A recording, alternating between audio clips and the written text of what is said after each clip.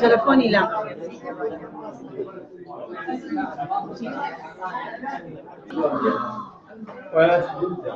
رابشوخن طاوت شلوخن طاولوخن يوخرابك شينا كان يقارا دورا بيوخن يتم تيلخا أني تينا شميا من الراديو أني تينا تي يبدو يوم تولان يوم آثور تينا شمي البروفيسور تيبويا أمان كلوخن طاولوخن يوخشينا وفي شايت بروفيسور أفرم يلدز كان يقارا رابطورا قد إلى أرخن تيا من أطرق سبين ورابط ودوزوتا ما تقبل قد مصيلا يخامد خرابة كريا طلبا منه قد آتي بل كتي وقت شباتي قم أسيريا دي طلبا منه مرة ممكن إلى آتي سبسني تخلق مرة إتلي شلان رابة إتلي جمعيات رابة إنا بتشوقنا وبتآتن So أتون رابع بسيمة بتي تنتي وأنا خشبن ملت الديان لخ بتقصف تميات من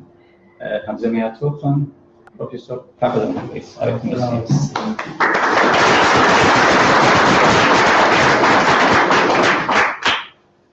شان كيلوخن هارم شوخن بريخا مرابط صيخة من جاهة بتاع مشروكيكم خا زونة كريا من نوكم بدي محمد يقرأ المتشاعم ليوخني صيغة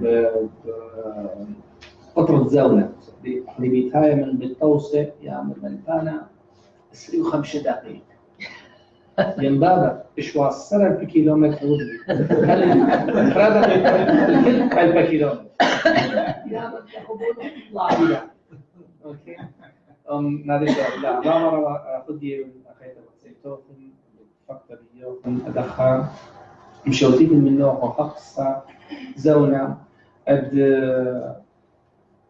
بلغ المشارك بالخانة الديلة بنان.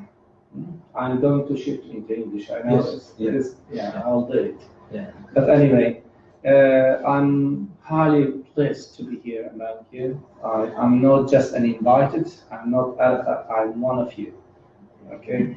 This is what I want to clearly underline and highlight because since I have arrived, I felt at home because I'm in Assyria again.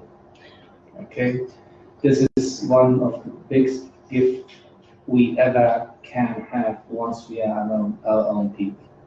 We are from the same nation, we are brothers, we are from the same mother.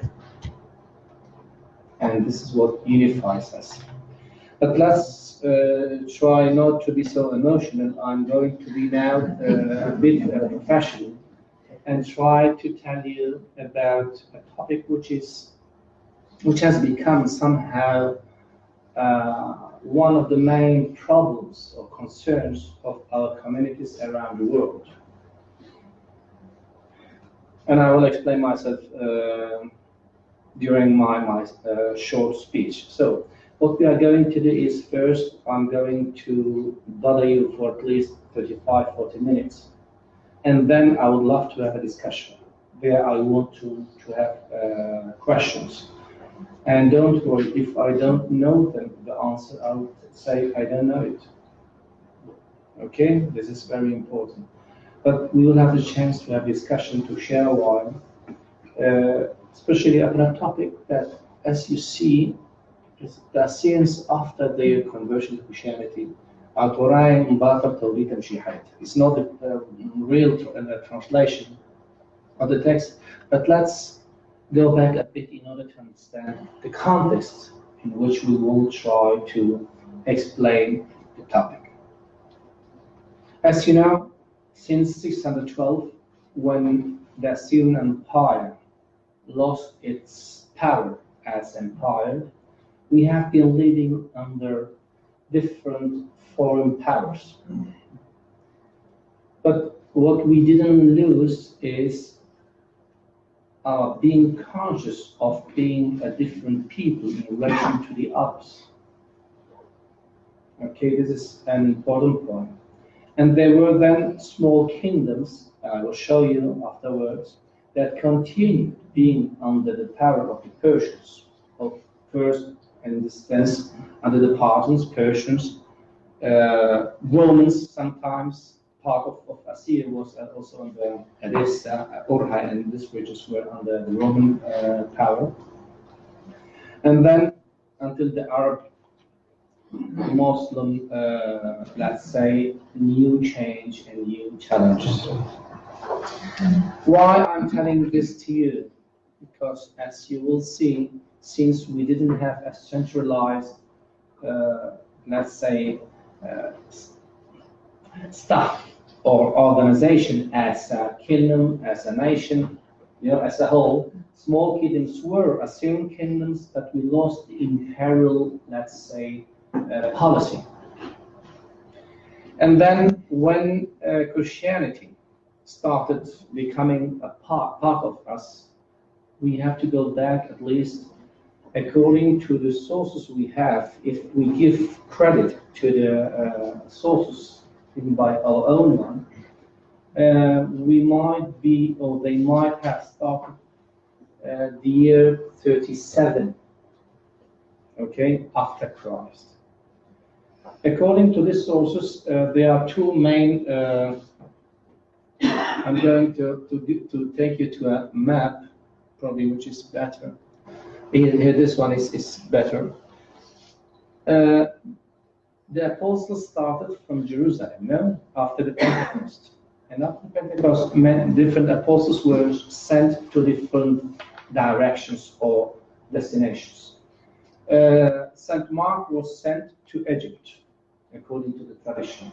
St. Paul to Antioch. Most all of the apostles made the first stop in Antioch. In Antioch, let's say it became a kind of headquarters of the apostolic period, from where then the Christianity spread into different directions. That's why you will see for a long period our church as a separate church depended somehow from the Antioch church. So far a decision was taken, it was shared, better said, with the patriarch or with the church of Antioch in order to share with them whether they agreed or whether it was okay and so on. But so this is the region where they started. This is one of the regions, okay? And then, but also I will go back from here. They started Antioch, here they started, and then from here, the apostles, they went into different directions, north, east, west, and so on, and south, of course. We will see that. I'll talk about this one better afterwards. Let's go back again to the first period. As I told you, when we were converted into Christianity, as we didn't have a central power, the figure of our head, the patriarch, let's say, in his figure were fused two important functions, or I would say powers, spiritual one and also the material one. So the patriarch was the church leader, and at the same time he was the leader of the community for whatever was going to be decided. So he was even a judge. You will see during the Ottoman Empire, he could judge in his own community, and this judgment were going to be official even for the Turks, or Ottomans. That's why I insist on the fact that a head was two powers, spiritual and temporal power. At this stage, as we didn't have, as I told you, a specific territory for all Assyrians, they shifted. During this period, there is a big change. In the last century especially, we have been criticized that we have invented our national identity. There's even not a single name. There's an author who worked a lot on this issue, and he says that there's not even a single name, a Syrian name among the leaders of the church. I said that this is a very normal process, my dear.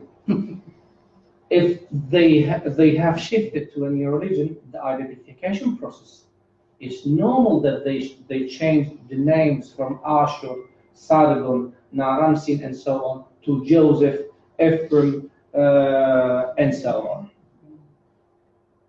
Why? Because each time there's a change, the new issue has become stronger. They try to avoid our past in order to emphasize our presence as Christians. And of course, we don't forget we belong to the Semitic mentality. If our heat says you are this, you become this, no chance to discuss it in a, how do I say, democratic way. This is, let's say, the tribal system that has been applied even in this sense. So most part of our ancient traditions, most part of our names or our habits were changed according to the biblical context, to the Christian context. This is why our church leaders have become, let's say, leaders of the church and at the same time leaders of the nation.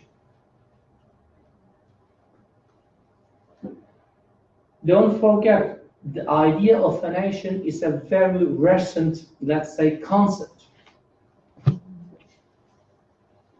There were Assyrian kingdoms. From the king or kingdom system, we just went, or we ended up with a democratic, let's say, period, which is a very recent issue. If you compare it after the revolution of the French Revolution, this idea of being people of the same at democratic level is somehow very new in relation to what was before. But the idea of belonging to the same people, being Assyrians, has never vanished among the Assyrian communities spread in northern Assyria, central Assyria, south Assyria, west and east. Which I mean the current Turkey, Iraq, Syria, and Iran. Please try to make an exercise. Each time the people ask you where you are from, you have to answer, I'm from Assyria. Be patient, explain it to the people. It's the best way to, even it's an exercise for yourself. Just first insist on your direct identity, and then geographic separation according to the separation that has been done. This is why we have been told according to our, let's say, spiritual identity, religious identity. When this church was officially created, as I told you, we can more or less go back to the year of 37, where Adde and Mali started from Orhai, Edessa, and then, according to the tradition, St. Thomas started from Seleucia. You know where Seleucia was? It was the capital of the Parthian Empire or kingdom, which is, let's say, north onward of the current Baghdad, at about 90 kilometers. Okay, this is very important to take into account. But now I ask you, why the apostles went to Antioch, to Seleucia, to Rome, to Alexandria, to Constantinople? Because there were people who were waiting for them. The apostles at the beginning were sent to announce the new, let's say, the new faith or the new religion to the Jewish communities at the beginning. That's why Antioch was one of the headquarters, because Antioch was a very strong city inhabited also by a big Jewish community. But then you remember there was a discussion between St. Paul and St. Peter, where St. Paul asked him, look, our people are not accepting our new message. Why should we not open it to the others? And it's from that onward when the apostles really spread the message, the Christian message, through different directions.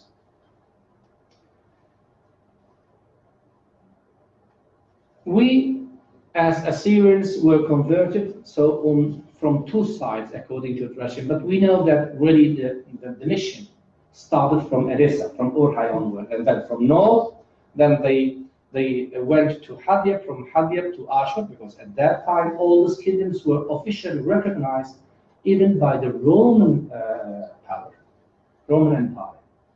I'll show it to you. As I told you, the decrease of national aspects in benefit of religious identity.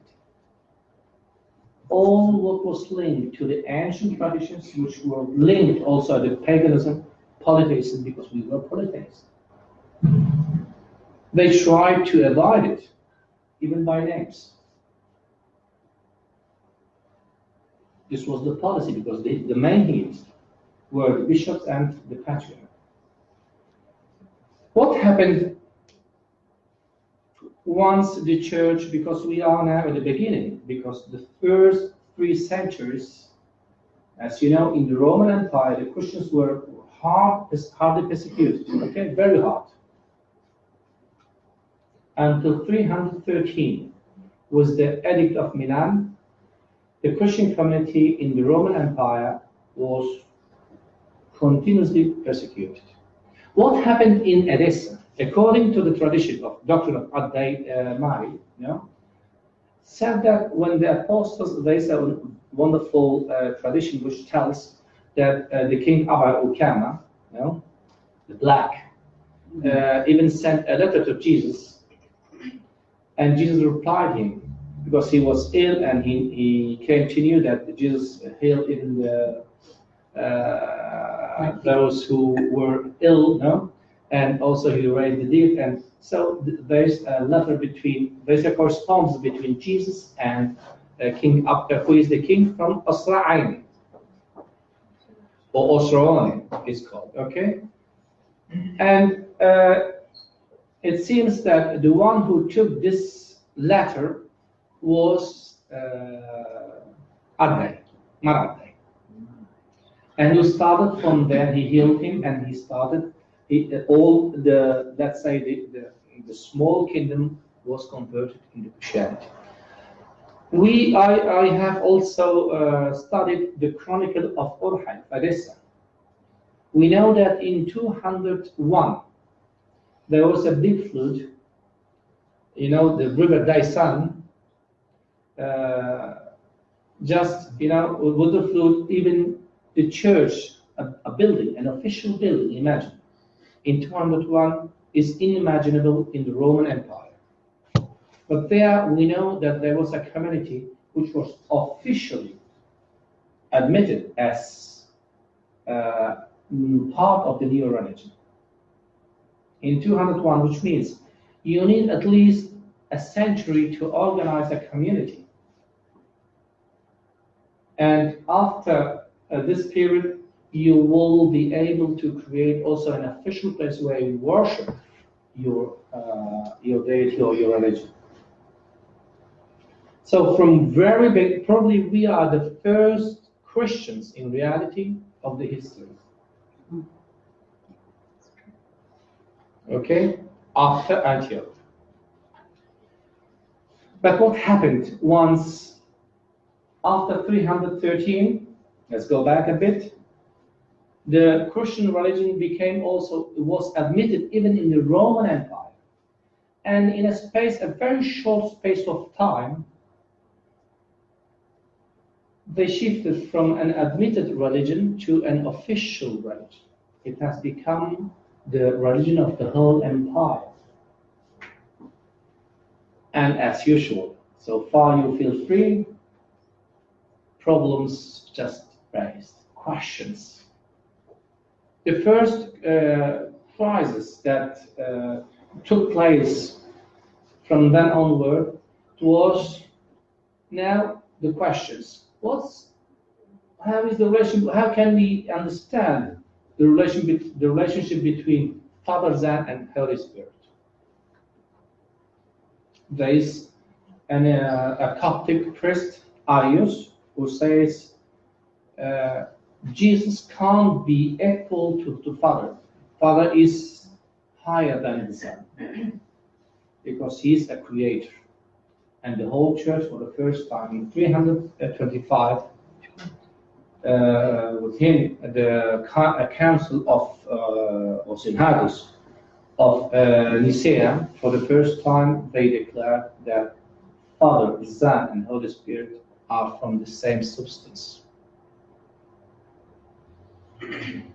Again, other questions raised. They gave a solution to this part, but then other questions.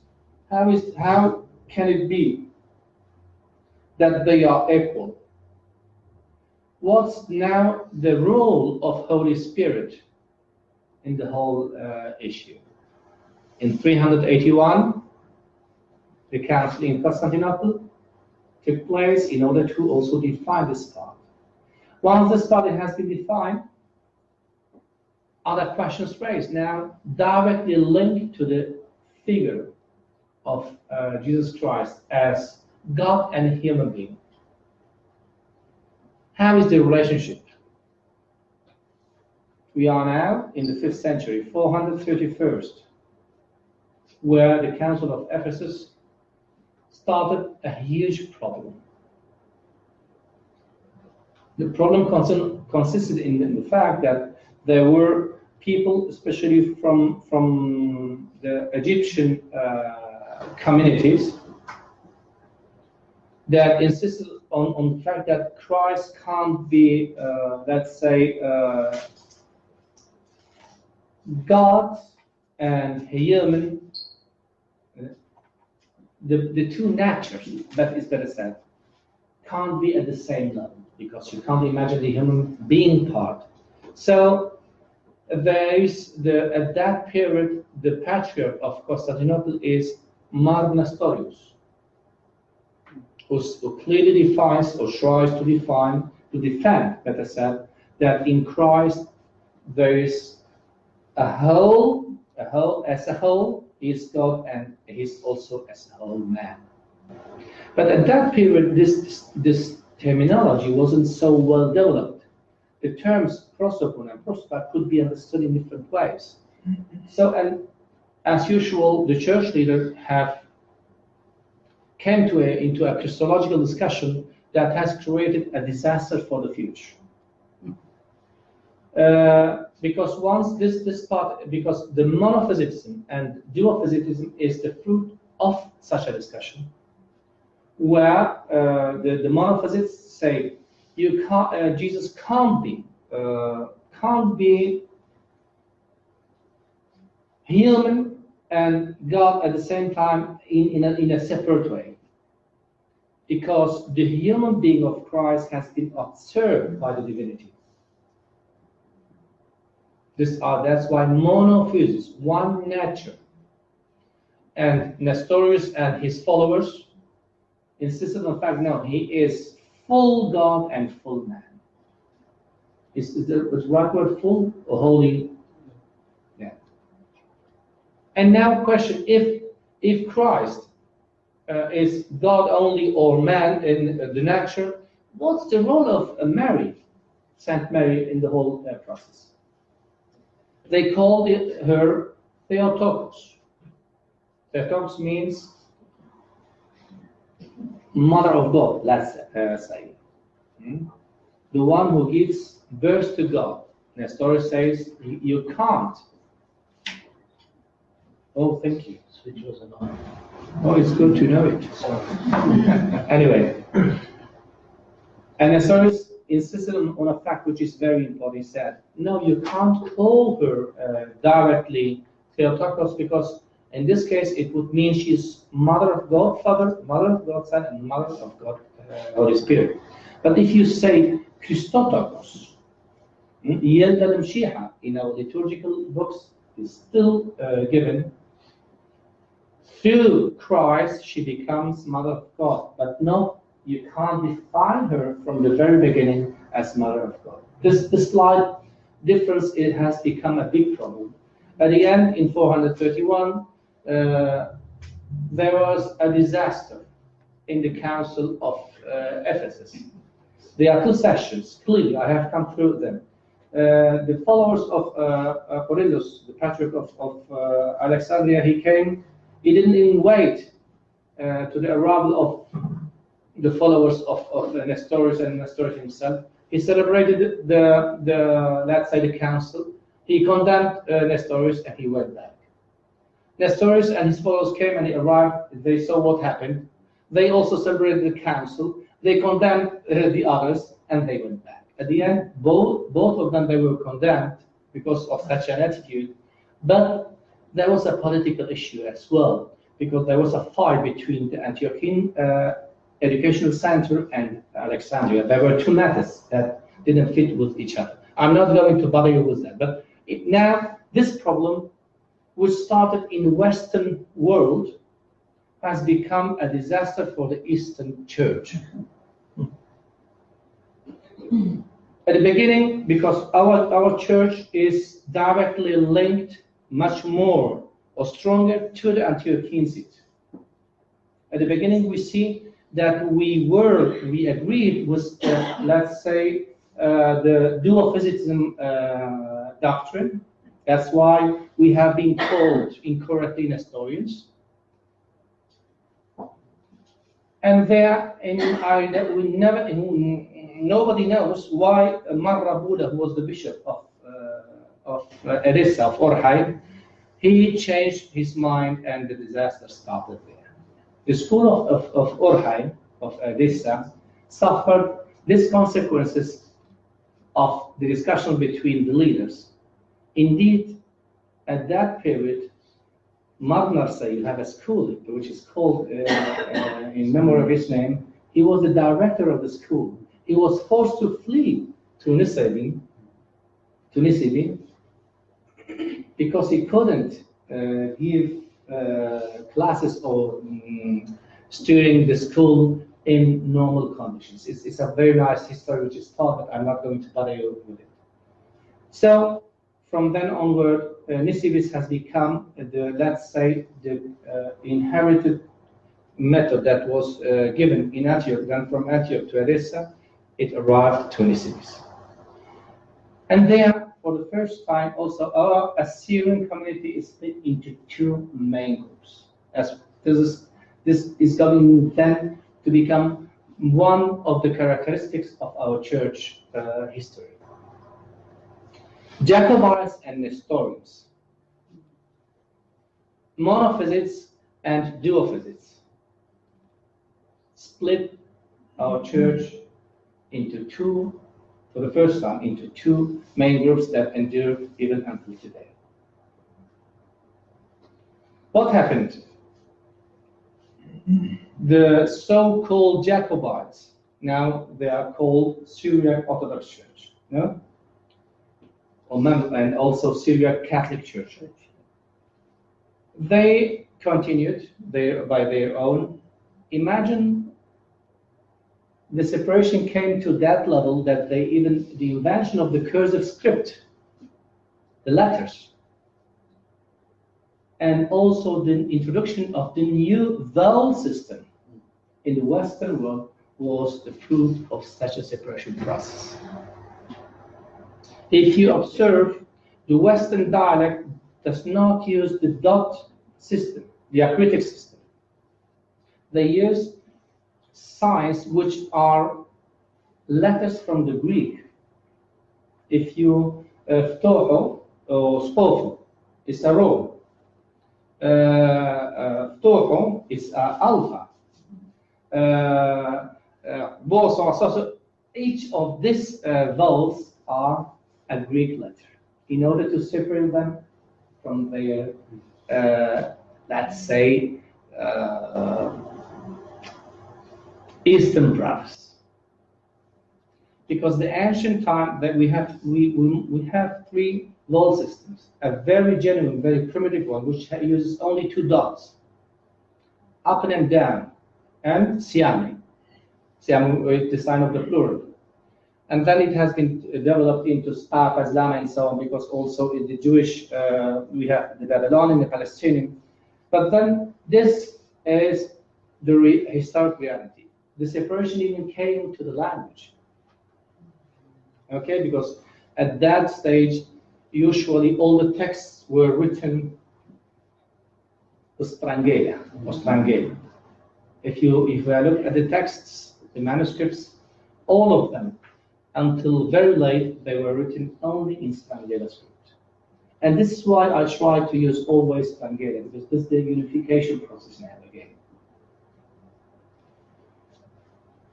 This has become a problem between the two communities. And then always, if you analyze the history of your church history, you will see we gradually moved from separation to separation. Even in Nisibis, it was then closed later on because of such problems.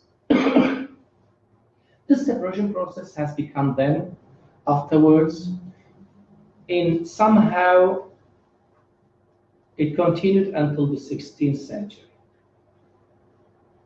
The Church of the East, which has been wrongly defined as Nestorian Church, suffered again in the 15th century for the first time. There's a small community, a Syrian community, especially led by Martin Moteos from Tarsus, who was an Assyrian bishop, member of the Church of the East. He separated himself and settled in Cyprus for the first time in 1445. As you see, I have shifted a lot because I don't like to bother you what happened during the Arab period. There are also problems, fights between the bishops and so on, especially from the side of Persian side and also the current Iraq. Because there were, let's say, two main seats who were competing for the main seat, the patriarchal seat. But this is not the issue in this case. But again, a main separation started having for this first step. When they moved to Cyprus, Pope Eugene IV called this new community, or gave this new community the name Chaldean. This community started from 1445 and it endured only until 1415. Part of this group turned to the Mother Church, and other part was observed by the Latin Church, because there was a strong policy to impose the Latinization of whole Middle East and even Far East. What happened then? In the Church of the East, there were also traditions like inherited, patriarchal transmission from uncle to nephew and so on. We arrived to a level where different dioceses started again the separation process in 1551. Salamas, Erbil, and Urmia were, let's say, the main dioceses who insisted on separation, and they were supported by the monastery of Marwans. Okay? At that time, Marsulata, he is a monk of the monastery. They elected him as the new patriarch for the new church. Once he went to Rome and he was consecrated as patriarch, he came back and he settled, or he created his headquarters in Ahmed. Ahmed is Diyarbakir. Diyarbakir is the Assyrian northern side, which is included in Turkey.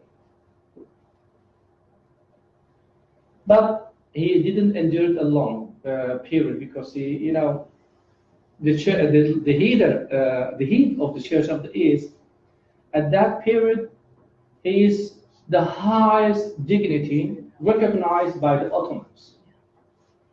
And he is also the head of the rest of the churches around. What happened? When he came back, he was put in prison. Indeed, Marsulaga died in prison. Okay? What happened then? Of course, there is a strong Latin presence in Middle East who are pushing the Catholicism in a strong way, and they are the Chaldean community is supported by the Latin Church. We see that gradually also they are controlling South India, where we have a big community who belong to the Church of the East, Malabar Church and Malacca. At that period, the Portuguese started controlling India. China, Marco Polo, when he arrived, he met our priests and our church there, and in his report, he said, "There's a right. It seems there are crosses, but I don't follow it. They seem to be pushes, but the whole church was created in China." But the policy of the Romans at the end, they tried to have to control the kingdom.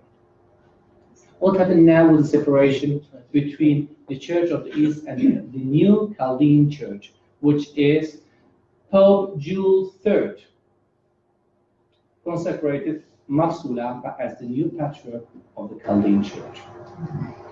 But don't forget, if you analyze the texts, even Marsulaga himself, he calls himself Assyrian. These are the sources, it's not my invention. In the, let's say, in the official texts,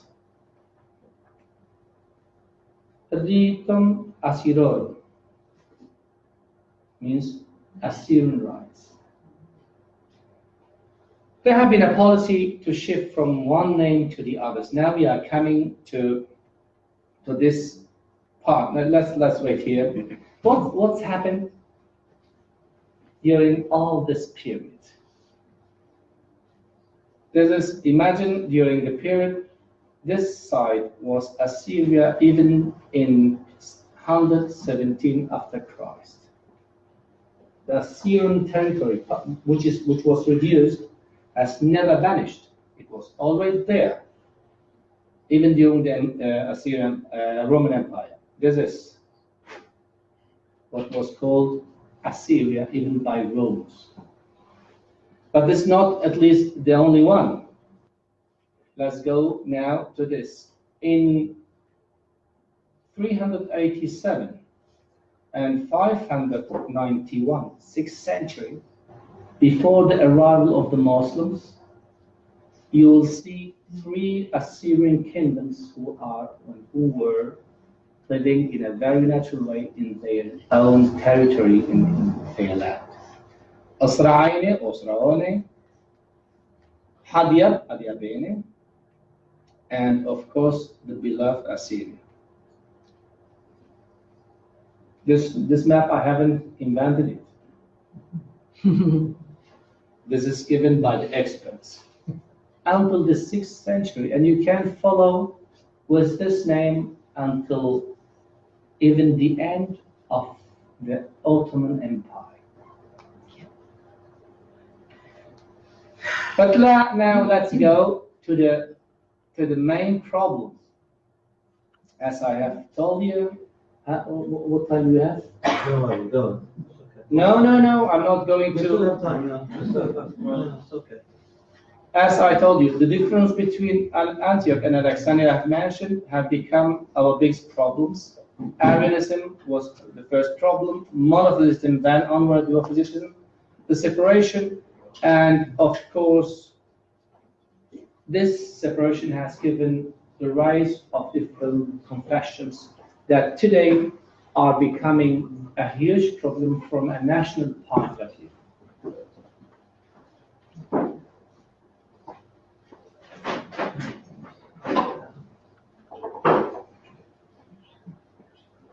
We are now here. I have just tried to summarize the whole issue because it was a unique way to have the chance to tell you in a very systematic and short way. This separation has given us a huge amount of richness of names. Let's call it richness. Come on, it's good. But now we have to be careful. Why did I insist on the fact that the two powers were fused in the figure of patriarchs? Because they have built a kind of structure which was based on the typical Christian policy, where all the other aspects were somehow put aside. I'm going to criticize you in a very strong way. This has given us an inconvenience. Honestly, if I ask you, probably not, but if I have asked you 10 years ago, what do you mean by being Assyrian? You would say, I'm Christian. Even now you say, Yes, right. So the idea of being of a nation has become synonymous of faith. The national idea has been not well treated in benefit of the religious one.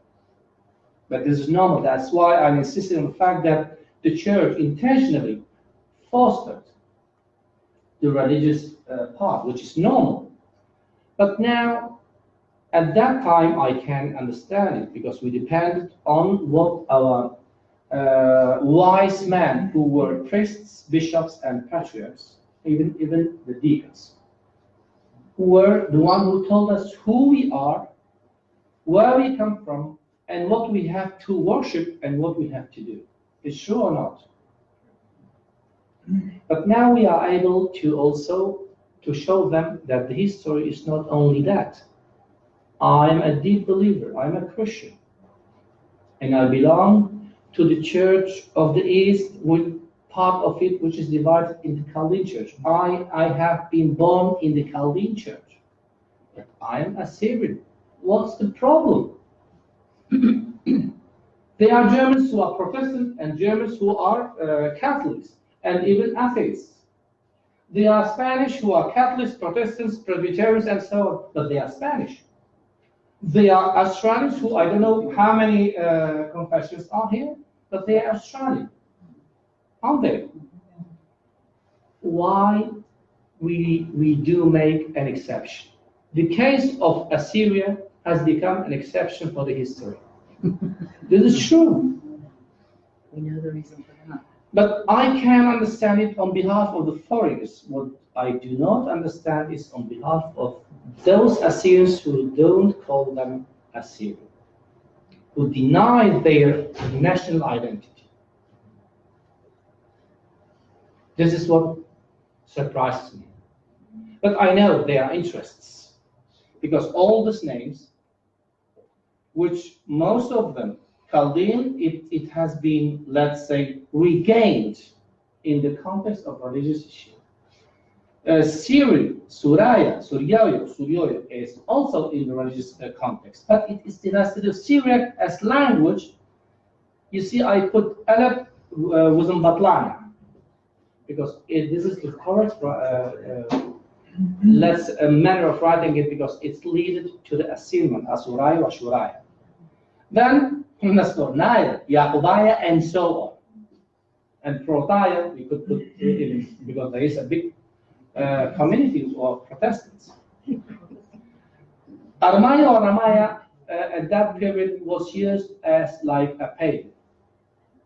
And today there is a part which insists on being even a nation, Arameans. A linguistic issue has become now also a national issue.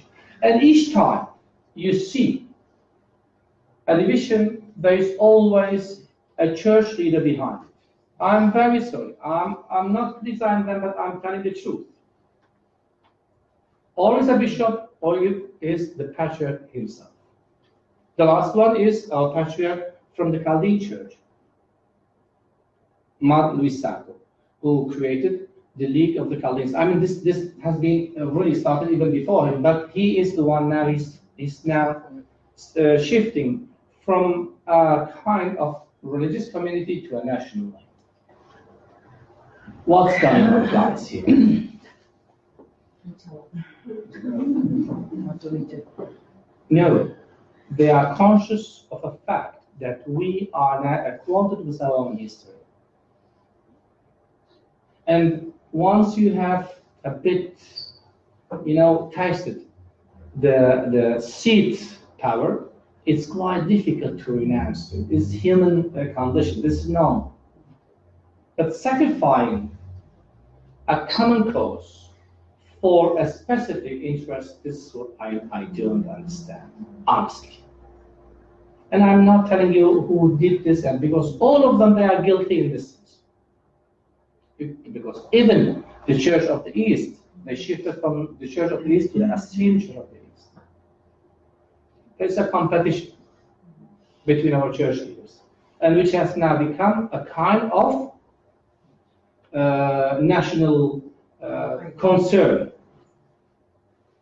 I belong to this, you belong to this. And this belonging to this has become, I'm now from this nation, and you are from this nation, and we are so few. This is why our common cause has never been considered in a serious way by the United Nations. This is why currently the Americans or the Western powers, they don't take us seriously in consideration. Because if the Assyrian Commission goes and says, we are Assyrians, the next day there is a Chaldean one, he says, no, we are this, we are not, then we go to the Syrians, we code it, and so on. Why I'm telling you this? We have to learn to start probably gradually. This is a process. We can't avoid historical facts. There were divisions, and each time there's a division, there's a hate. And if there's a hate, the reasoning, the heart, have no space. But we have to learn to start doing the opposite. I love my Assyrian brothers of the Church of the East. I love my Assyrian brothers of the Church of the Chaldean Church. I love my Assyrian brothers of the Syriac Orthodox and Syriac Catholic Church. I love my brothers from the Protestant Church, but they are Assyrians, as any of you. This is what we have to do. This is what, but we have also to be conscious of the fact that this one I'm going to tell, that fighting doesn't take us anywhere.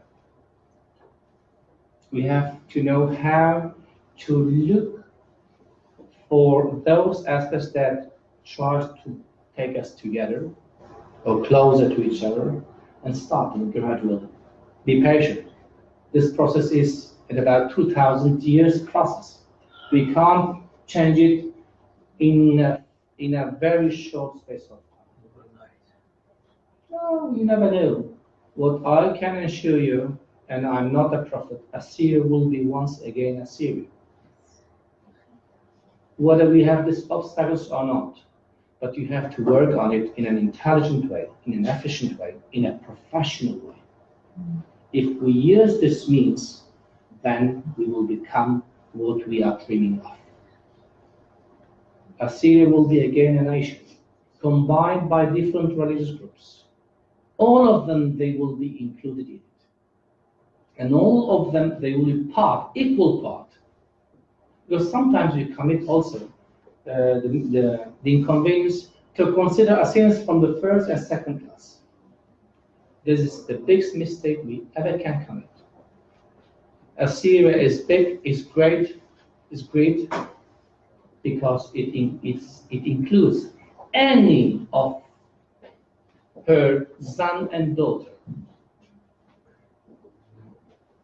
And with this, I'm going to end my, let's say, short explanation. What we are doing now, I don't know whether it's the correct right place, but I don't know how many people were for the first time in the first short meeting, but not most of you. I have been working in a silent way for years because I love my people, I love my language, I love my legacy. Okay? And we have been working gradually up in projects.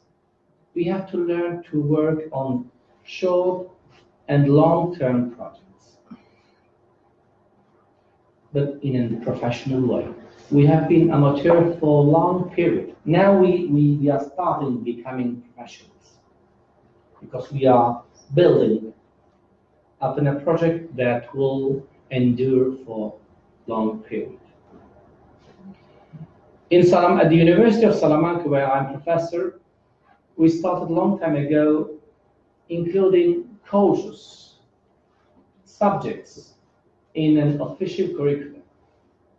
After achieving that goal, today we have a degree of Hebrew and Aramaic studies where at least 45% of the curricula is directly linked to our language, literature, and history. And we started with a single course which was called Biblical Aramaic.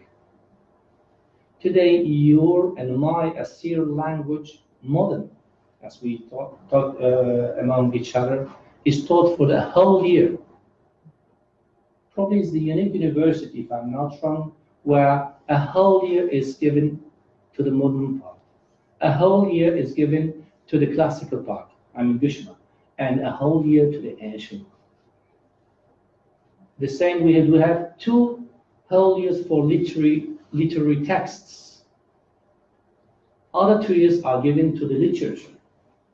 And we have also courses like Assyrian traditions. How we get lost, how our traditions are for marriage issues and so on. Because if you teach a language, you have to also add to the learning process those aspects that give sense to that language. This part has been done. We have an official title recognized by all European universities, but even in the world, it's a state university. And then we took the second path. As the degree was ensured, now we have a golden occasion to create, for the first time in the history, a chair which is called Nineveh Academic Chair, which will foster scholarships for Assyrian talents. This is why I'm asking you to invest. I'm not asking you to help. You are investing in your legacy. If we have the means, especially for the scholarships, we will give at least between 2 or 4 scholarships per year to the Assyrian guys who will study their language, history, and literature. But with a condition. Each of those Assyrians who will apply for such a scholarship, they will be also given a contract. Once they finish their PhD, they will work for the Assyrian course for at least 10 years. Which it doesn't mean that they will have to look where to go. We will provide them with those places where to work. The chair of the Nineveh Academic Chair starts from the University of Salamanca, but then it will be seated wherever there is an Assyrian community through those talents that are trained, educated in order to start. Because without education, we don't have any chance to achieve our goal, honestly.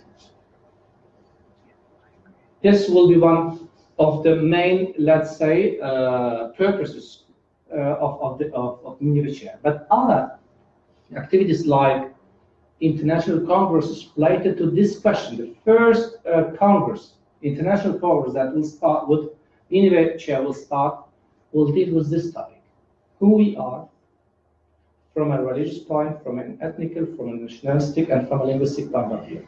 We will get all those professionals together, professionals, not amateurs, in order to publish probably the first book upon our identity. We will do also seminars. We will launch online courses. So in order to provide those Assyrians who want to master their language, that they now, from then onward, you don't have any excuse to say, no, I don't have any way to learn my language. 2 courses will be launched if we are successful, probably at the end of this year or the beginning in the coming academic year. And I have still the structure. We are now working on the contents. I was today, you can't imagine how excited I was today when I visited our 2 schools here in Sydney. There I have seen hope. There I have seen Assyria again as a reality. Because I have seen them speaking, reading in their mother tongue. This was the best gift you could ever give me. I'm very proud of that. And so there are many, many activities, and least but not at least but not last, an urgent Assyrian Academic Council must be launched, must be created. The Nineveh chair will look for it. We have the staff. We have the professionals in language, in history, in literature, where we'll put our talents, Assyrian talents, together in order to start working on the language, on the literature and history. We have to transmit our legacy by our own. Until now, we have been looking into the hands of very generous Western authors and intellectuals. But now it's time that we start also transmitting our history, our language, our legacy, our culture by our own. We are now ready. We are prepared. We are trained. The only thing what we don't have is put all those efforts together and start working. It's a hard task, but not impossible. We still have the names at about 25 Assyrian intellectuals who are professors at the universities. It's not just the one who learned the language, I don't know, no. It's not the one who studied the history in the, I don't know which books, no. He is a professional in that field. And they will provide you with the means. I'm going to take 12 Gram books with me, which were published here, and the author is here, and I'm very thankful here. But we need much more. We need at least 3 volumes of our own history, but well done. We need at least 2 grammars, which we have 12 books, but these are for the kids, and let's say until the university, and was then on. We have to be able to create a critical mass, and this is our next task. This is what we are going to do, or to start with the Nineveh Academic Chair at the university. I have just told you all the main points, and we have even created an association of a non-profit organization which is called Mesopotamian Alliance, in order to make donations whoever wants to do it. And we will, so far we have a minimum, we will start with the activities. And this is what I invite you to participate in different ways. It's up to you whether you believe in your cause or not, whether you want to support or not. I'm not begging you, don't forget it. I'm asking you to invest in your legacy. And with these words, I'm thankful to you and really for your attention, and I'm very happy to be here with you. Thank you.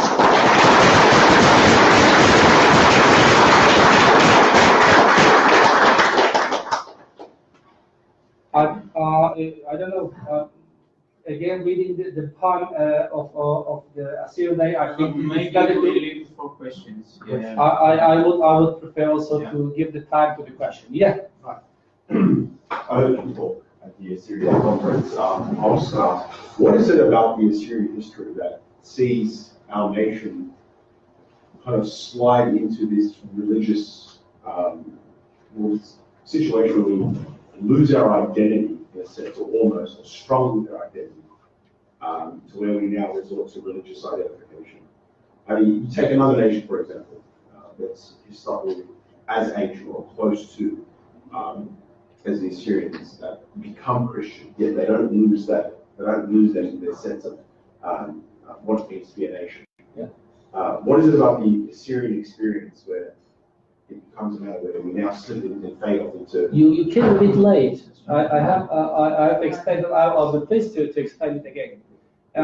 As I explained it at the beginning, when we were converted into Christianity, it's not like the Armenians who insisted on they being Armenians.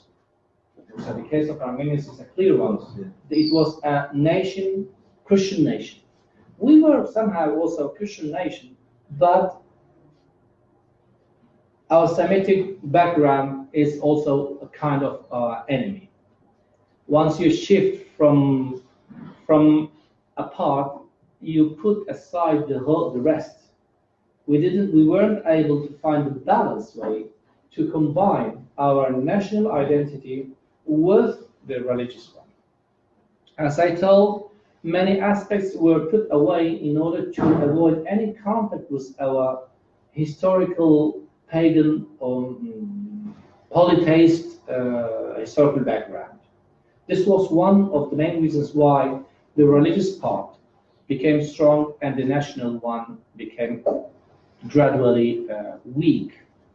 Okay, but it doesn't mean that the people, our forebears, our parents, and so on, weren't conscious of being this and that. But we didn't have the chance to express it because we depended always on our church leaders. And we followed always, even we knew that they were wrong, we followed them. This is the tribal system. I'm going to follow him, even I know that he's not right. This was probably one of the biggest mistakes we committed as people, as nation. But also thanks to them, we survived in a hostile territory. Okay? So, of course, the religious part has become stronger and stronger. It became to that level that they have suggested a complete change from the national idea to the religious one. Indeed, today, many religious movements or churches here are launching this idea of a nation because they still think according to the millet mentality. You know what I mean by millet mentality? They don't believe in the national idea. They believe just as a people. So you see the role of, so when you say millet mentality, would you say the way we were organized During the Ottoman Empire, yeah. has still had a huge impact? That's all. Yeah. With the exception of those who believe in the Assyrian curse. This is true. That's why I insisted that in reality, we all, and me as well until a few years ago, so far I try to define my national identity, I'm always limited by my being Christian. Assyrian is the synonymous of Christian. You know? At least 80%. Now we are trying to combine it. Each time we talk about this issue, now we are trying to inform what it means being a nation. A nation is not only a religious part. It has a huge amount of aspects that must be included in order to become a nation according to the scales of 21st century. And first thing is your legacy, your history, your language, your territory. We were persecuted during centuries. We haven't been able, in reality, to raise our eyes. We were always under a foreign power. True or not? What happened? Now we are in diaspora. Now we have the chance to look for a nation which must be created in diaspora. In Accra, it's going to be impossible, for instance. But if we start it here in diaspora, and then we will make it then in Accra, as others did. Just the examples are there. Armenians, Palestinians, in the curve, they achieved somehow a kind of autonomy because all the policy was started in the Western. And then they moved. Why should it be an exception? No? We are not an exception. Yes, please. Can I just say thank you so much for an absolutely brilliant presentation, but I might just also say that this is a little bit of a preaching to the converted, because we're all very converted. Yeah. What attempts have been made to reach out to the Chaldean community to try, through this form of education, bring that understanding and that knowledge about us as a nation of Assyrians, because I have a lot of dealings with Chaldeans, and the national identity is becoming more and more enhanced as the days go by. Yeah, it's true. What sort of attempts are being made in that regard? Attempts, dialogue, first of all. Without dialogue, you won't be able to understand what the person who you have in front of you means, things, and so on. This is the first part. Second part, we have to find out how our church leaders can understand each other. Because we depend. At least 90% of our decisions are always discussed with our church leaders, and then we start putting them in practice. As I told you, I'm Assyrian, and I belong to the Chaldean church. Yeah, how can you do it? So how can I do Because it? they can't I argue gave you against. the case of Assyrians in Belgium, who until probably a short time ago, they were convinced that they were Chaldeans. Because each time we talk about Assyrian Chaldean, it's only the religious part put on the table. And then miracles happened. When Marie Sacco started boycotting my conference in Belgium, they were shocked because they knew that I wasn't telling anything strange to them. And he arrived to that level to somehow oblige them. In their own hall, he said, no, this is my property. He said, come on, we bought it. We paid for it. Now you say it's yours. Then they started asking questions, what's going on? And we tried to tell them the history, how it happened, who we are, and they gradually have started being much more nationalistic than before. So this is the way, building in a positive way. We should not stop if my not enemy, but the people who do not share my ideas or my convictions, he should not become my enemy immediately. No, I must try to tell him in an intelligent way, in a polite way, who am I, where I come from, and how my history is, because our people do not know our own history. This is our task. So it's a question of time. It's a question of efforts. It's a question also of showing love, even in this case. Can I just add on to Yeah, that? please, Sorry. please do. Yeah. In regards to the leaders, how you mentioned, Susie, but then you're at the same time saying the patriarch stopped you from giving you. But he didn't achieve his goal. The guys, they looked for another hole. How about doing that here? Have you achieved, have you asked the To whom? Chaldean church if you can have a presentation with their youth? No, I never do it, not for Assyrians, for nobody. If I'm invited, no, I go only there where I'm invited. That's academic. I'm not looking It's not a competition. for the opportunity to change the minds. Yeah. No, not changing minds, just giving them that inspiration that you yeah. are an Assyrian, but with that, like you said, Church of the East. Yeah. I think they already know that, but because it is somehow, I can't say our leaders, because we all know we are Assyrian, and we do come from the Church of the East. Yeah. But in regards to their leaders, I'm not imposing or saying. I wrote him a letter. Okay. You probably didn't read it. I wrote it, by the way, in Assyrian Aramaic and in English. It was translated into English, French, and Italian, because I wrote him a letter, a very polite letter, a very nice letter, asking him to deal with those topics for which he has been called for. He is a priest, he is a bishop, he's a patriarch, he has a vocation, and he has to accomplish with that part.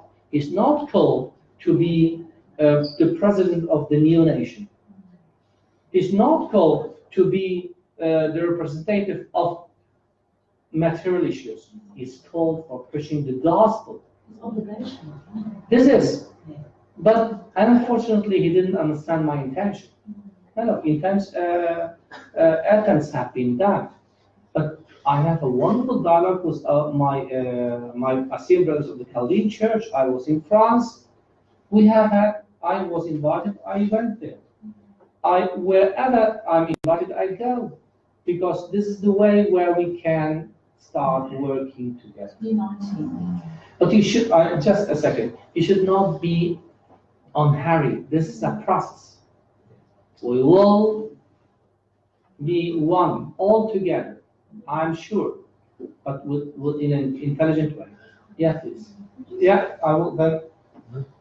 Thank you. Would you suggest that secularism or secular mentality is a possible or desirable solution to this identity crisis? And if yes, how do we achieve that? Because it seems to be stemming from the secular. It's only one point.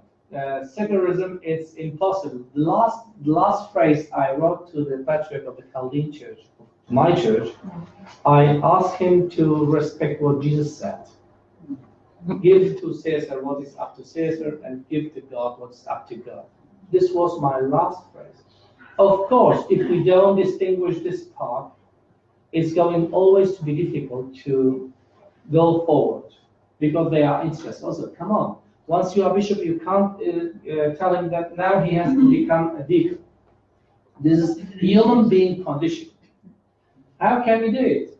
First of all, we have to dialogue with our Chaldean brothers in a constructive way, showing them that our legacy, their legacy, is the same. We have the same language, we have the same culture, we have the same territory. That's why I asked in one of my interviews, I said, look, if you want to create a new nation, go to Kuwait. This is historically the territory of the Chaldeans. It's true. Or from Basra until Kuwait. Wonderful. But don't tell me that Nineveh is going to be the capital of your new nation. No.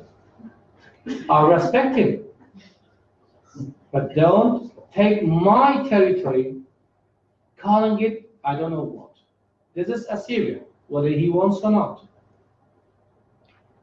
There was, a question there. We've talked a lot about like the faults of the Chaldean church. You We've talked about like the Chaldean church and their faults. But what about the Assyrian church of the East and what they do to separatism? Do they have any play? Yes, of course. I mentioned it. I said there was a big mistake committed by the Church of the East leaders when they introduced, they are free to do it, but they shouldn't have added the Assyrian Church of the East. This has given also the rise to the other groups to call now the nation and church at the same time. Can I? Just a second, there were others, Susie, please. So, of course, if you don't push your two hands together, you won't hear a noise. No, this is. Yeah. Yeah. Regarding the division at the 5th century, when we said Nestorianism and Jacobites, Yeah. which our nation divided into separate churches. Yeah. In reality, it was 3. Yeah, well, I just mentioned Melkites. but the Melkite one is later on. At the same time, Melkites, those who follow the king. And monophysitism, when you got the name Jacobite in 500 AD, Jacob Ordono, when he was ordained by the queen in Constantinople, and ordained him as a bishop, and said, go and ordain more priests and bishops, and revive the church back to life. And that's when the name Jacobite came to existence. But in 452, it was called the king was called by us as a Melkite. Yeah, because they were the one who defended in reality that's why the king or the reign, even with their life. Yeah, but what I insisted is when the problem came to the region, the shifting process from one doctrine to the other, it was even before Saint Jacob. It was Marabula, the bishop of Urhai himself, who started the policy, and then it was continued by the others. But the champion was, of course, Maryam of Baradai. Yeah, but this process has led us to my intention is to show you how our church split into different branches, and this separation has become the worst problem of our existence as a nation. Just on that point on the point that you've mentioned, Professor, about the naming of the Church of the East with a prefix of Assyrian, when you speak to a lot of the religious leaders, they will justify it by saying that, as you pointed out, there was a time when our people as a nation were being assimilated into the religious concept. And there was that very critical century in the 18th century when that national identity was gradually disappearing. And the introduction of the Assyrian Church of the East, because the church was so prominent, actually brought the national identity into the picture,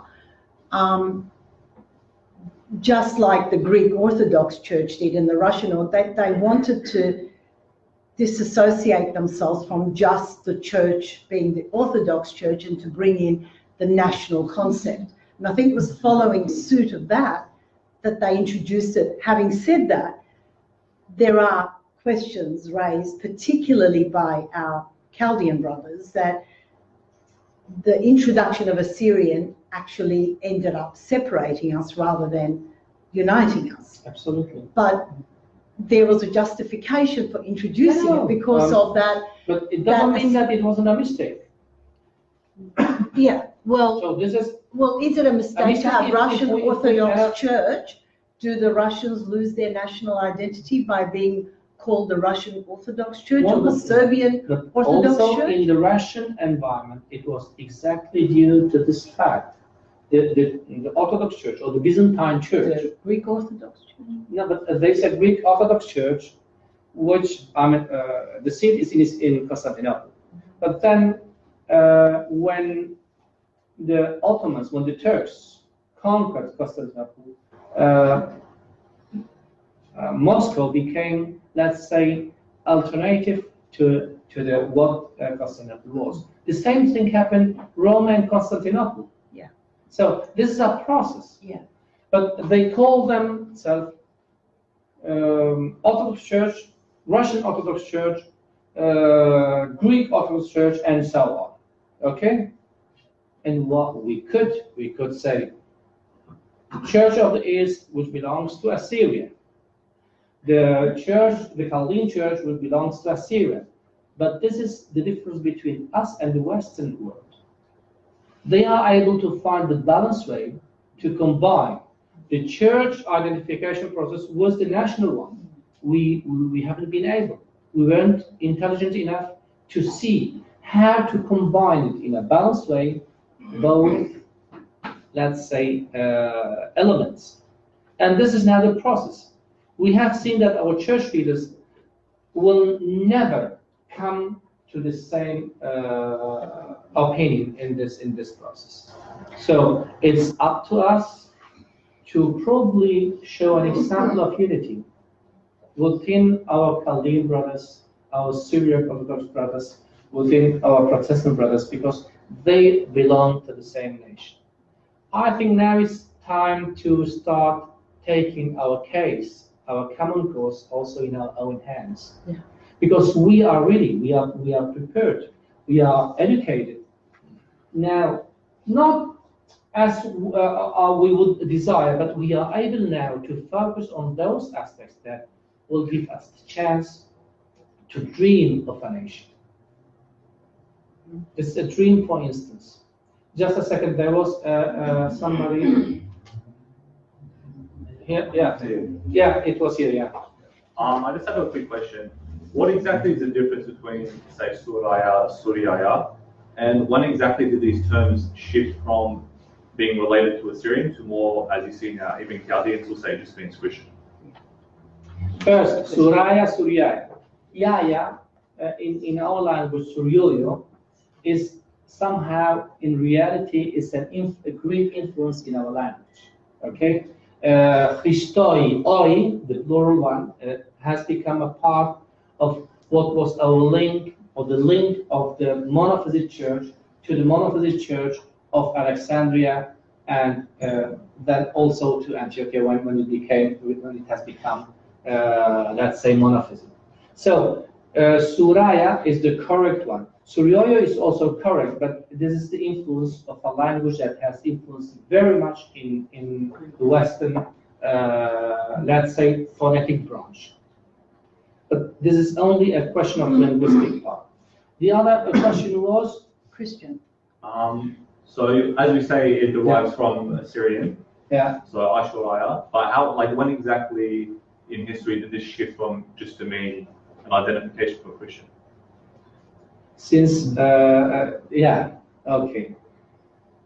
As I have shown you, Suraya, I have put Alef Uzum Batlana.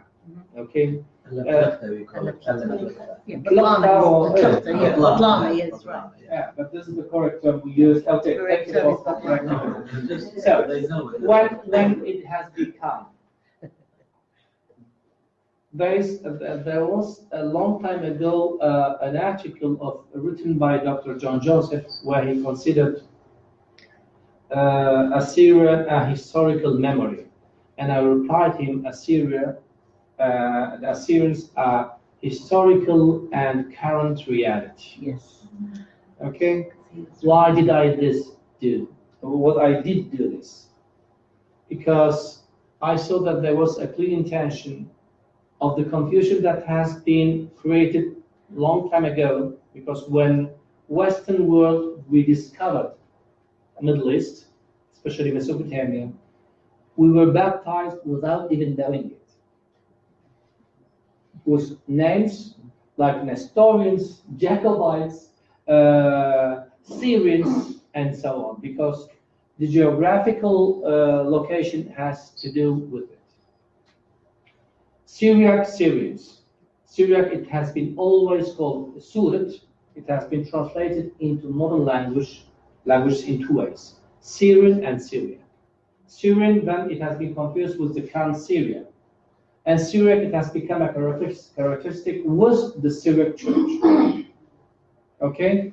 But if you analyze the root of the word, the root that means etwada, it's exactly the same as Assyrian, just with a single difference. Shin has become something, or seen. Okay? Now, let's go back. For the first time, Christoi, Christiane, was started in Antioch. Antioch belonged to Syria. Okay? And that's why each time, and we are supposedly linked directly to the Antiochian seat. Indeed, the Syriac Orthodox Church says they are the inheritors of the Antioch. This is why the term Assyrian as Suraya has become also synonyms for Christians. Now, I'm going to ask you, when your parents, when you visit during Eid al-Adha, Easter, when you go and you wish the wishes for Easter, what do you say? No? What is the reply? البيت الكل سرايم شيحاي. Before we moved to Western, this was the official response each time we were wishing you a happy Easter. Why البيت الكل سرايم شيحاي? But we never understood that Suraya, this Assyrian, was as a national identification process that has been considered as a synonymous of Christian. But we use also Mshihai because we without being conscious, because after so many centuries, we lost this concept of identity process. But it's still, I remember, we use it the whole time in my own village. We have never said, no, it's true. But even in Iraq, even in Syria, even in Turkey, in Iran, because we are Surai, which comes from the Assyrian. This is why Assyria has become synonyms of Christian, because our identification process was so strong, so strongly linked to our Christian identity. This is true. But now, I'm not going to lose my faith if I call myself Assyrian. I'm a deep believer in God, Father, Son, and Holy Spirit. But at the same time, I'm a proud Assyrian. What's wrong with it? It's a natural process. Just this is due to the historical development of our church history. That's all. And did the sin get introduced because of the Antioch, unable to, or without the letter Shin? No, there is even this both forms of identification of Suraya and Ashuraya is they date back even to the previous period of Christianity. There are texts which we have bilingual texts. Just I'm going to be Even before Christ. yeah, where you see Ashur is called Sur. Synonymous. But just I beg your pardon, there was Thank you. Just a quick question. Was that we have Suraya as being common amongst all types of Assyrians, so with the Syrian Orthodox Church, Chaldean, and Assyrian Church of the East, Church of the East. Is there is it problematic then that we refer to ourselves as Suraya because that's the common? Probably is one of the best terms that could unify us. Yeah. Because if we use Ashuraya, Kelda, and so on, indeed in my book I put Surat. As it is. Because Surat is our language. The problem is when you translate it into modern languages. Why should we? Why would you guys call it in English? The problem is it has been called Syriac. That's why the Syriac language, the classical one, even now many people try to insist on the fact that this designation that has been given from outside, not by our own, okay, Surat has been translated into Syriac. That's why we have Syriac language. But the problem is why I try to avoid it, because so far you deal with it in the Western world. They say, oh, Syrian, you are from Syria, Cancer, and this is also another inconvenience.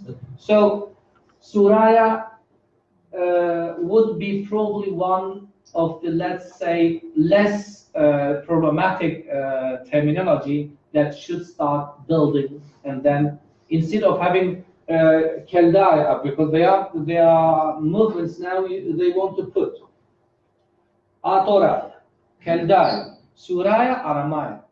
Nobody will take you seriously. It's true. We don't even take it seriously. But the problem is there are groups who believe in such a process. Just a second. Yeah, but this is the problem. Thank you, Professor. Let's back to that the church name, that's the Assyrian Church of the East. Let's suppose when our church was united, when we had one church, and that church was named at the time as Assyrian Church. No, let's suppose that was the church was named as Assyrian Church at the time of the East. Don't you think that those who created these divisions, or these divisions, and those sub-identities, don't you think that they will continue doing that to divide us? So the name Assyrian, it was removed now from the Church of the East. That will let even these generations, the future, they will be named as Easterners. The Assyrian name will even worse. Yes. Now we are called we are called Christian Arabs. Yes. Christian Kurds. What is deeply sad is some of our brothers, they prefer to be called Christian Arab than Assyrians. Yes. They prefer to be called Christian Turks than Christian Assyrian Christians. They are enemy. And don't. This is not a question of enemy. It's a question of Secondly, those groups, let's say they need to create other names or other identities. Are they free to decide? Then we can have a dialogue with them, or because they are connected to those people who employed them to do this to our nation. I see no point that to go and to discuss or have that dialogue with the leaders. Intellectuals, yes. People, yes. People like yourself now belong to that church. You may have that influence more than everyone sitting here on these groups because they feel you are not a traitor. For them now, for those leaders, they look at you not as someone who's telling the truth, as a traitor. Yes, but you, Ramos Abuna was dealt with the same way as you can see.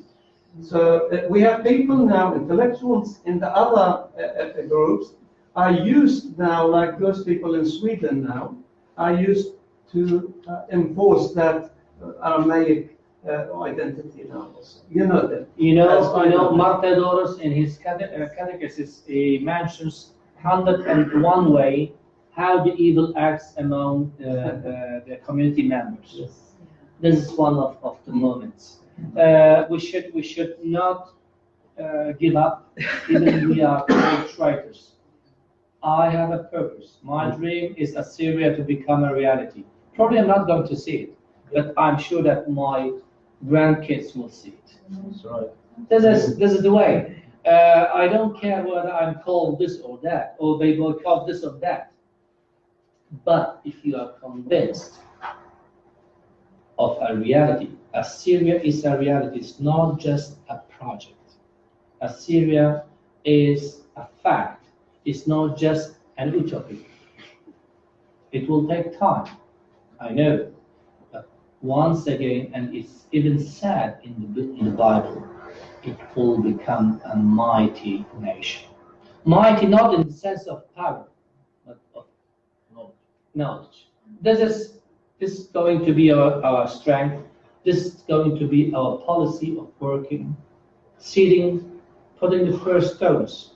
Then the second one will be put by our kids. The third one by our grandkids. Assyria will become again a fact, whether they try to put upside down. This is my conviction. And nobody will take it away from you. In my opinion, my experience, to take that word Suraya, Ana Suraya, to convince those who object this that they are synonyms.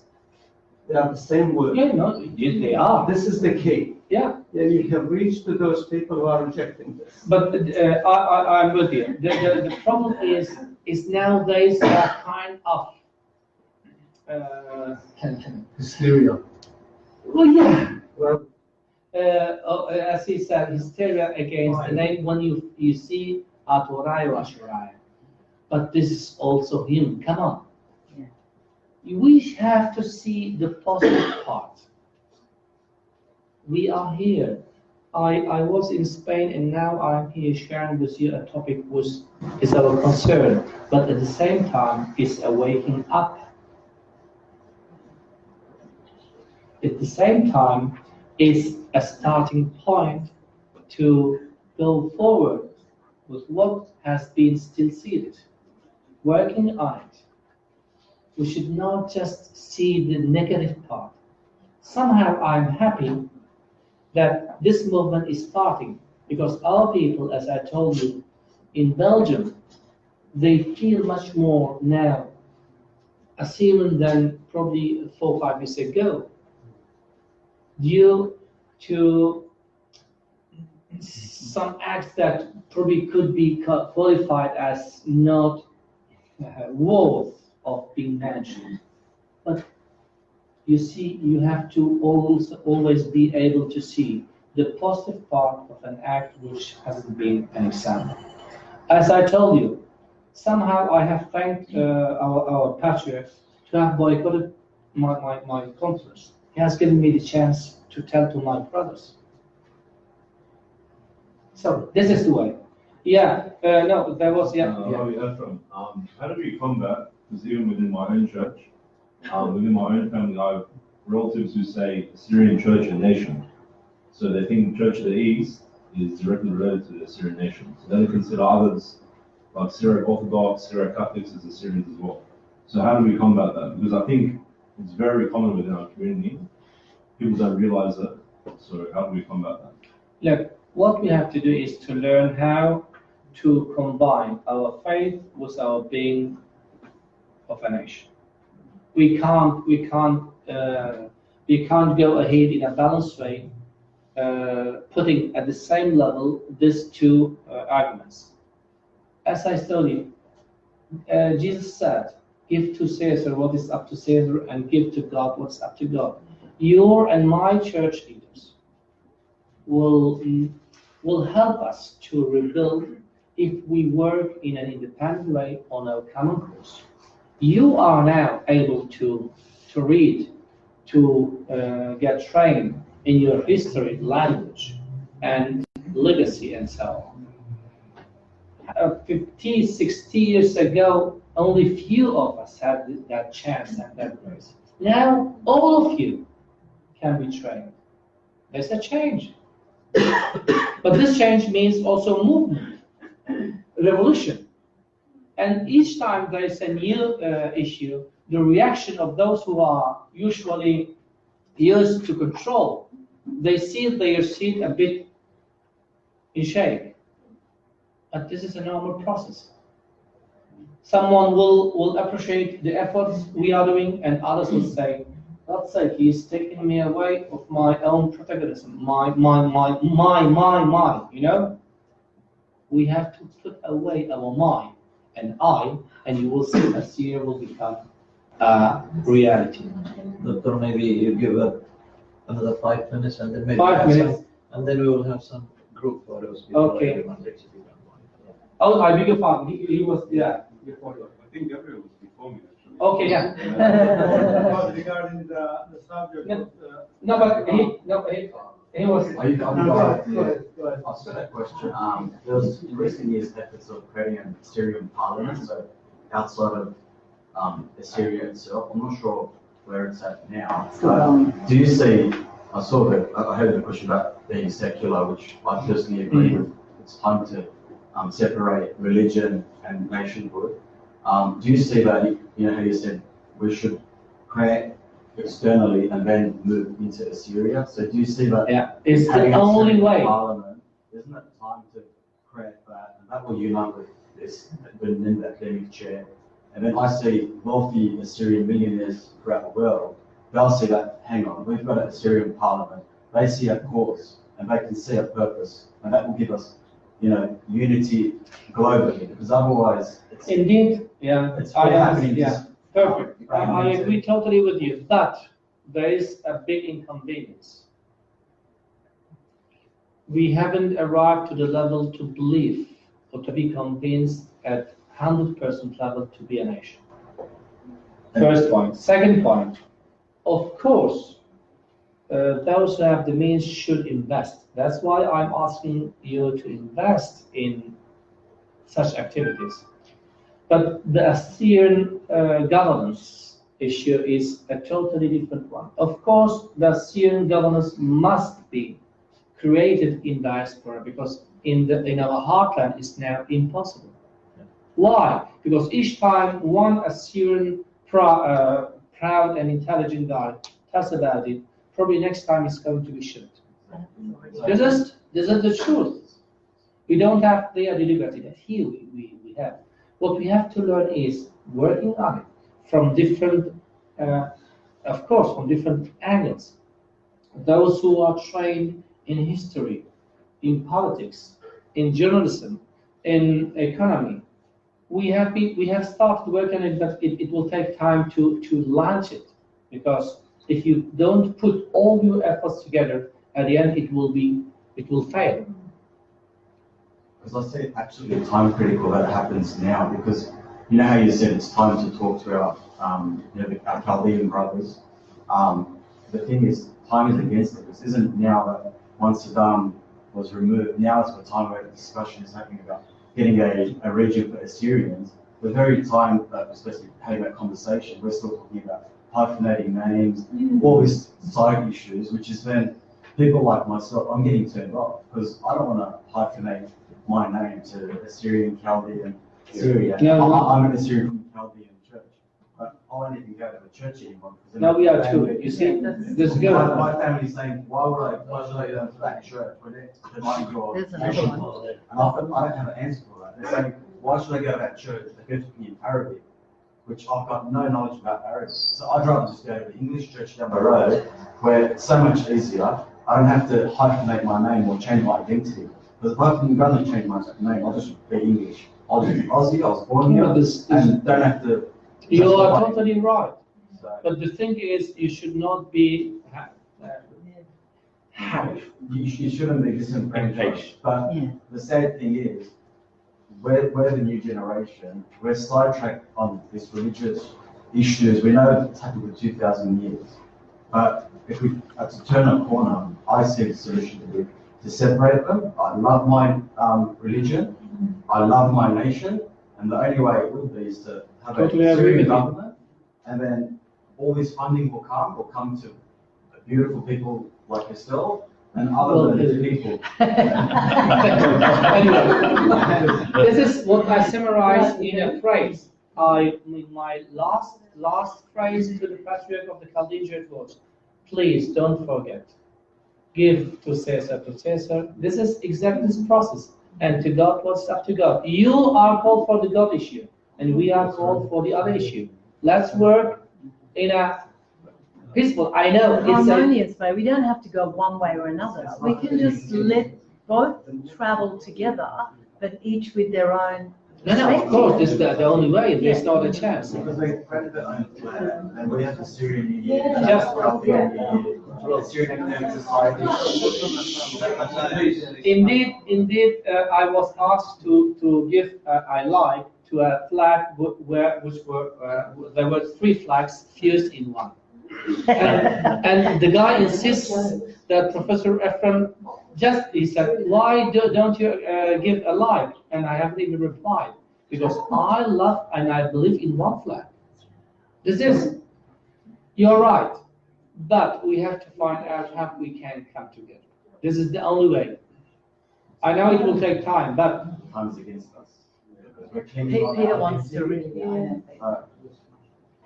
Anyway, It's becoming very yeah, disillusioned, please. so, yeah.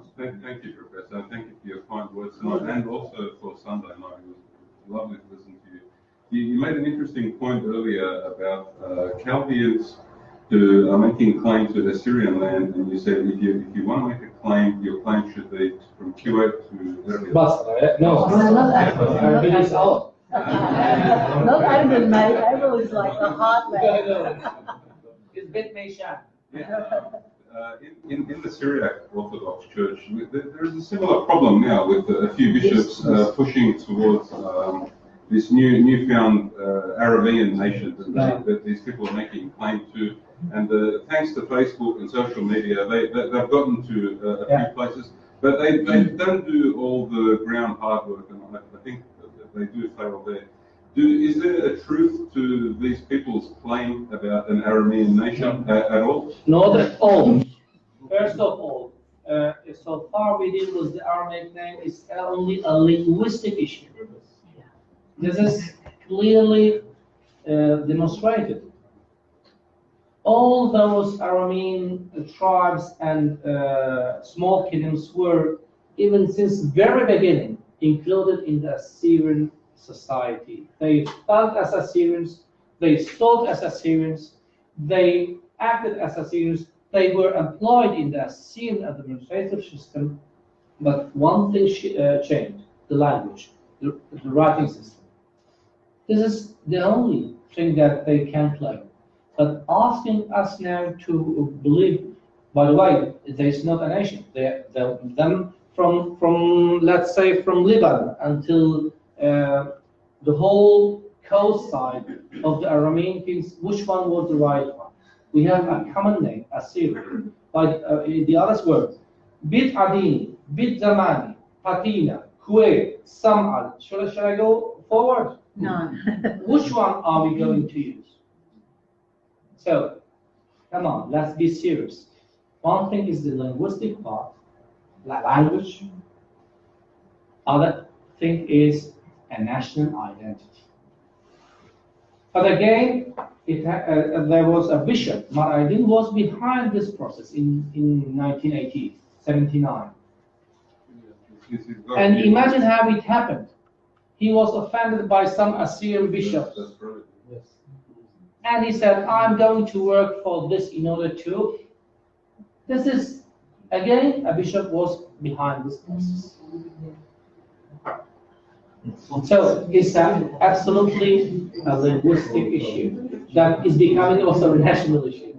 Thank you. Also, have you printed any books? Have you written any books?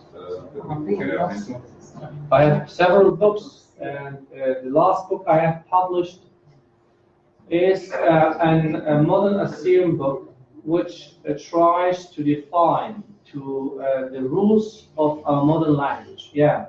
I have also written, by the way, with my wife, an iconography book, which is one of the best books now we have upon the art which was used in our churches.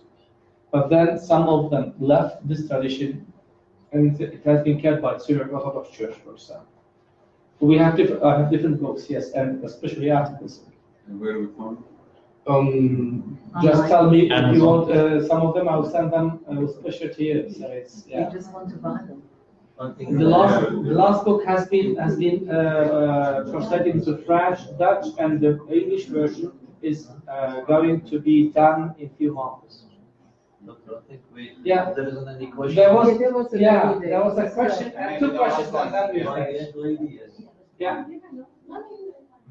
Thank you so much. I want to thank you for being here, and especially Mr. Shaheen and Mr. David, because I didn't know about you. I was listening to the radio. I was saying to David yesterday, and then I found out about tonight. It's a privilege to meet you. Of course, it's very important. No, the privilege is mine to be here, not you. Thank you so much.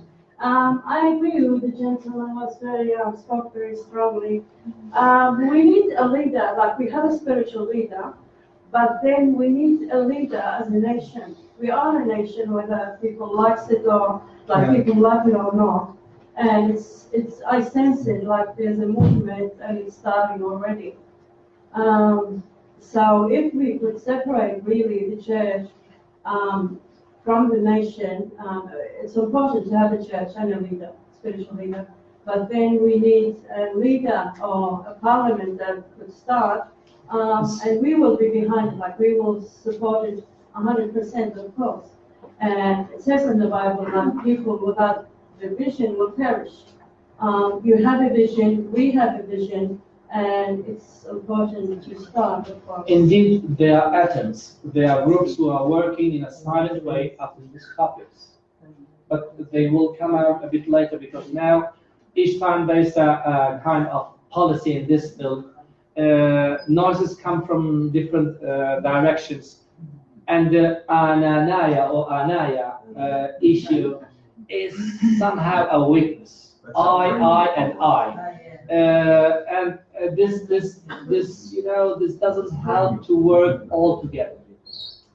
We are working on a serious self-governance. We are working in a professional way. There are groups ready to work, and they are working in a silent way that it will become. We will learn to work together. Last question. Last question. Yeah, please. I'm a high school student, and you are a high school student. a high school, wonderful. And a lot of people argue with me when I say that we're all Assyrian, like Chaldeans, and they claim they're from Babylonia or Chaldea. Is that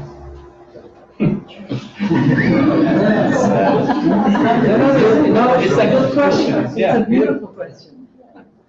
From historical, if you allow me, I will go back. No, this, I'm going back. I'll show you. Now to your question.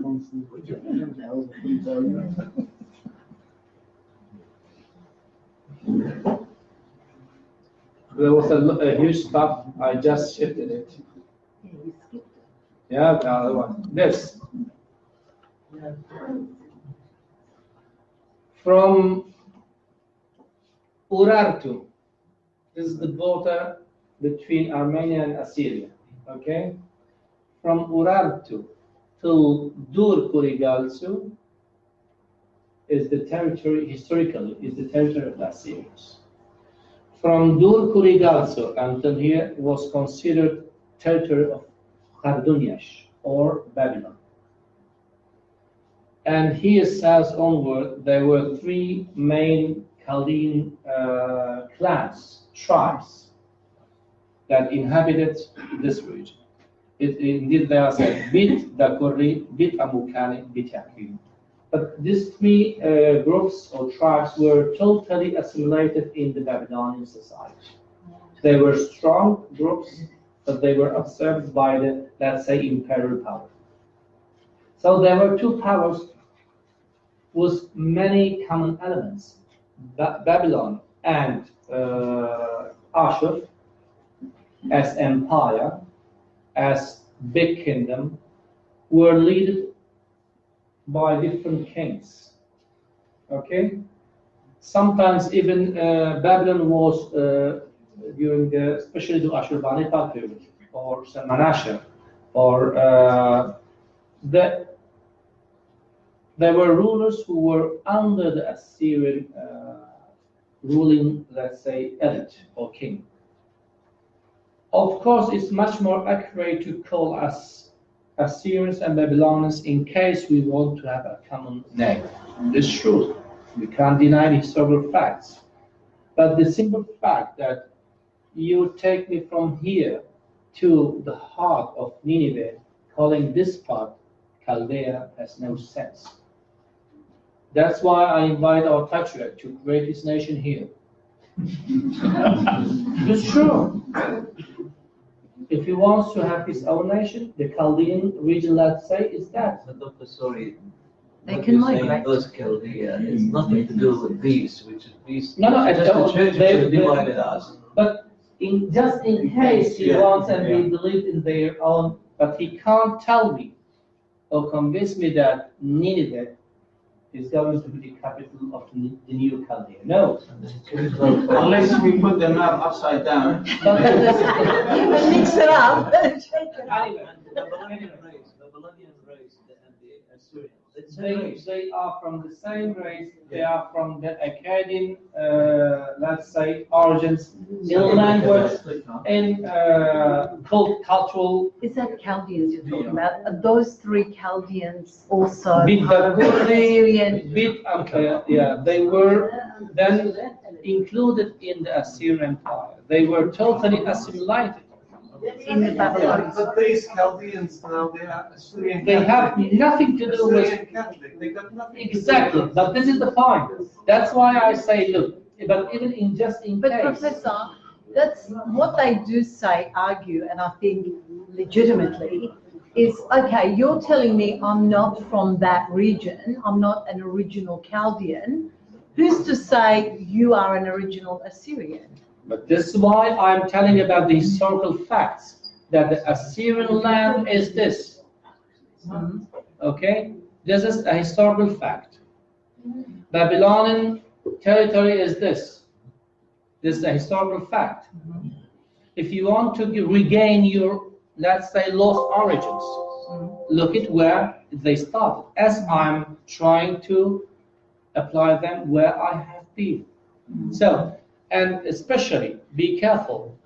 This Khalin, let's say, group or league that tries to become a nation, it has been since the 16th century only a religious group who are real Assyrians. If they want to deny their national identity and look for another one, they have to look for the historical ground. Historically, this is the territory. Not to gain ground, but just as a nation, when you say to a Chaldean, look, you're Assyrian, we're the same nation, they say no. And we say you are really Assyrian because you're not the original Chaldean. They say, who's to say I'm not the original? I believe I am an original Chaldean, just like you believe you're an original Assyrian. Well, come on, but this is very easy to explain it. I know where my forebears come from. I know where they grew, where they developed themselves. Of course, there have been movings. In this case, not only the Assyrian case is an exception, all the other nations, go to the Germans, go to the Belgians, go to the France, come to Australia, go to the United States. How can the Americans now prove that they are Americans? How can the Germans prove that they are Germans? There is a historical territory which is called Germany, no? And all of them, they admit that they are German. They are Germans from south. Bavarians are Germans, but they call them Bavarians. But they are included in the German society. Why should not the Chaldean community, I'm one of them, should admit and accept that there is a nation, which is Assyria? This is, so we can't just justify our being this and that because you can't show who you are. Nobody can show in this case who his forebears of third millennium were there. The Germans probably originally they are from Assyria. I know, actually. Yeah. So shall we now go to Germany and say no? This is our territory. No. This is the manner of saying I don't like to be with you. There is no other justification. That's all. But we should not give up. With love, with respect, we will show them that Assyria is the territory of all of us. But factually as well, Professor. I mean, the facts are this, and a lot of what's happening is just basically social media and people's opinion. So, however, your initiative around peer-reviewed articles, academic work and so forth, shows that this is the case. Yeah. And anybody who has any questions about it just really has to go to the facts and look at the sources. Or show the contrary.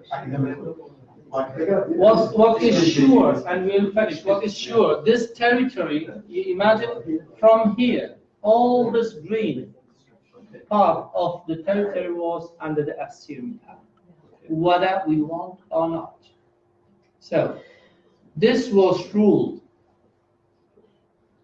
politically, militarily, even culturally ruled by the Assyrians.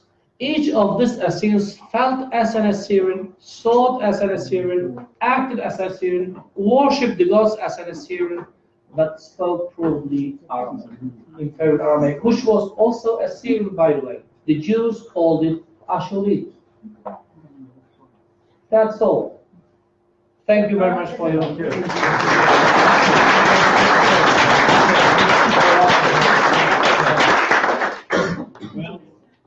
من جبت لكم حاجة سبقان أنت رابجوها بروفيسور كل من دي كل مقاميات دي ولا يتخدم شكرا أن يمان دي مكتبة مكروزة لو هل هدية على يقول قوة وخير فرمان حاجة تطلب منكم خطشق خيرا